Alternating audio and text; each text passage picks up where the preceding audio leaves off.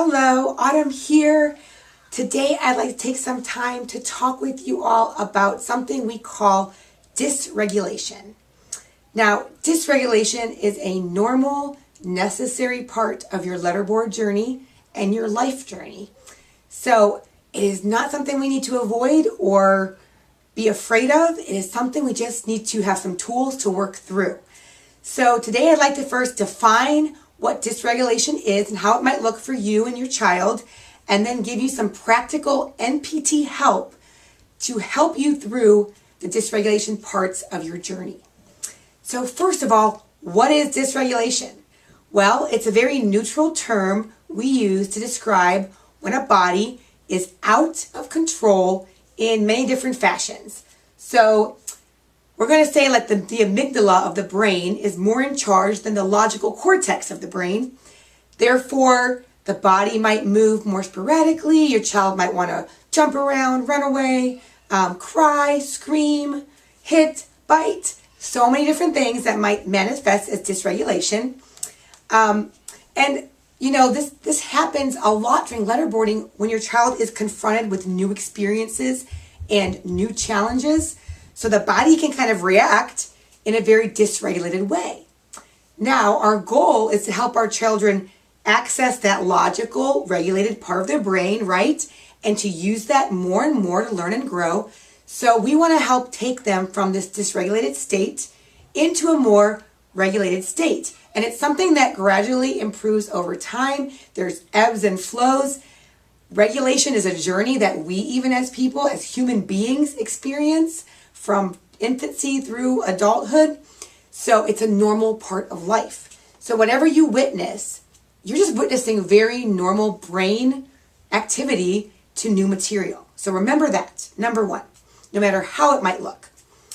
The other thing I want to talk about dysregulation is there's going to be a certain amount of dysregulation that occurs in a letterboard session that is not detrimental to the lesson continuing. And then there's going to be an amount that's kind of like the tipping point where you're going to say, you know what, we need to kind of end this lesson right now because the dysregulation is compounding and it's taking the child farther and farther away from that learning place in the brain. So the reason why you would want to end a lesson at that point is, first of all, for your own safety and the safety of your child, and also for the emotional well-being of you and your child. Your child does not want to hurt you. Your child does not want to be in a prolonged state of dysregulation. So if there are things you can do that help your child regulate, you're going to want to do them. You're going to want to throw your agenda out the window and be there for your child. Because in the moment, that is the most important thing. And also, if your child does harm you physically, inadvertently, they don't mean to, their body's out of control, and that happens, there's going to be a sense of guilt and things they have to work through.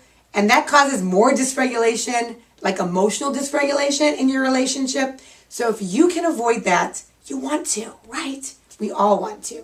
So there is nothing wrong with observing dysregulation and saying, wow, this is a tipping point. Let's take a break. So first, I want to talk with you about that process of how you would even determine that in the midst of your letterboard journey. So we're going to talk about the watch process. Our natural play therapy tool belt is so important right now. So you're going to be waiting, right, as you're allowing your child to become slightly dysregulated, because not all dysregulation needs to be prevented or stopped or dealt with. We can work through so much in the midst of a lesson. However, you're going to theorize, is this dysregulation something I can work through right now, or is this kind of where I need to stop what I'm doing and change gears and do something that's more about self-care and regulation focused for my child? So you're going to do that. Whatever choice you make in that moment, you're going to celebrate because you took the time, you assessed it, and by golly, you made a decision. So celebrate yourself for whatever you chose. And let's make this a habitude. Let's watch our children and watch ourselves as we're engaging in these letterboard journeys and see what is the best for my child in this moment.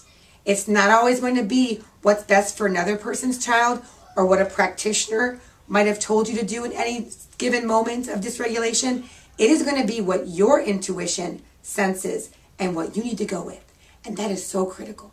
So don't forget to watch. The next, let's say that you called it quits on your letterboard session because the dysregulation got to a tipping point and you felt it was the best thing to do. It is time to recharge and deepen. You might reach for your phone.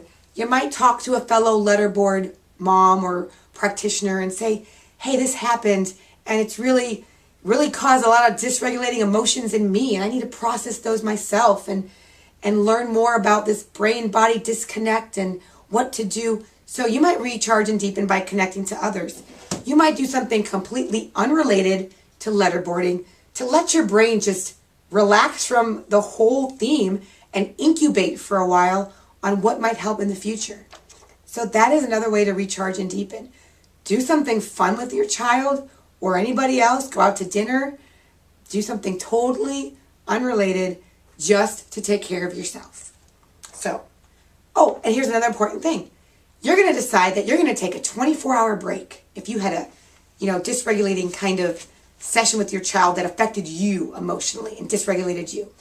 And most of the time, we work with our kid once a day, right? But you're going to purposefully see this as a 24-hour break. And you're going to do those things that help yourself get to that regulated, calm state. And then you're going to assess after 24 hours if you feel like you're ready to do this again. And you've got some tools to use. If you don't, take another 24-hour break. Take it each day at a time. And don't worry that your child's journey is going to be somehow delayed because you took these breaks. A lot of times families realize that they came back to letterboarding in a different mindset that then propelled their children forward even faster. So never feel guilty about taking a break. Talk with others, but every day you're on a break from letterboarding, do something purposeful, do something meaningful with you and your child. Take a break and let your child know we're getting back to this. Mom or dad or whatever is just taking a break to really get myself in the best place possible for you. The next thing I want to talk about is interest and expanding. Okay, so you're on a 24-hour break, either because it's happening naturally because you're doing it one time a day or intentionally because you need that time to recharge and just collect yourself. You can do something new. Do something new for yourself that challenges your brain. Find a new hobby. Make a new connection, a new friend. Maybe introduce your child to something new. Let's cook a new recipe in the kitchen. Let's go to a new restaurant to eat. Let's take a new route to a store that we never took before. Whatever it is, do something that challenges the brain because your child is a whole person, not just a child that appears in a letterboard session. If your child is gaining these skills in other areas of their life, it is going to spill over into the letterboard sessions. So always introduce new things in that confident mindset that you can always, change up, leave, modify these new experiences, however it goes. And if it's dysregulating to your child, you got this because you're on a journey. But introduce new things. It'll exercise the brain and get your brain ready for that next letterboard session. Now, you're back at it. You've gotten over, you've processed, you're ready to do it again with your child. Let's bridge and explore. Let's see if maybe there's something you could add or modify within your lesson that might help your child stay more regulated, right? Because our goal is to help them be more regulated in these sessions. Not so dysregulated that we have to keep stopping. We want to get them more and more regulated. And it's going to be a journey. So maybe if you can ever videotape yourself doing your lessons, you can kind of see, wow, they really got dysregulated after 7 minutes. Okay, so I'm going to take a purposeful break after 7 minutes, and we're going to work on something with our hands. We're going to take 2 or 3 minutes and do a loom. Or we're going to trace some words and erase them on our dry erase board. One thing I do with my son in the midst of lessons is I change up the utensil he's poking with. That seems to really regulate his hands when his hands are flapping and dysregulated. Your child might want to walk around. All right, go ahead, walk around, hon. I'm going to read a book to you. I'm going to read a chapter while you walk around, and then you can come back and we'll do some more. Or you can plan to have a kinesthetic activity in the midst of your lesson such as building something with clay or Play-Doh, or creating something like this. It's a little template. Make sure I do it the right way. And your child, like every few words, your child is going to trace a letter and add things to your picture. Just a really nice way for your child, even visually, to see like a time frame, like, oh, our lesson's going to last the length of this craft. And here's just some of my son. And you can do anything related to the lesson or not related to the lesson, whatever you want that might just help ground your child by kinesthetic physical activity. So there are just some ideas. There are so many. You can brainstorm. You can talk with other parents and see what works best. One thing I really want to remind you on this journey is that even the children and adults who are open-ended, communicating beautifully, blogging, doing amazing, sharing amazing expressions of themselves, are still on a regulation journey. They're still struggling with dysregulation, and their parents still use tools to help them regulate their bodies. So it's not something that's just going to automatically go away. It is something we can work through.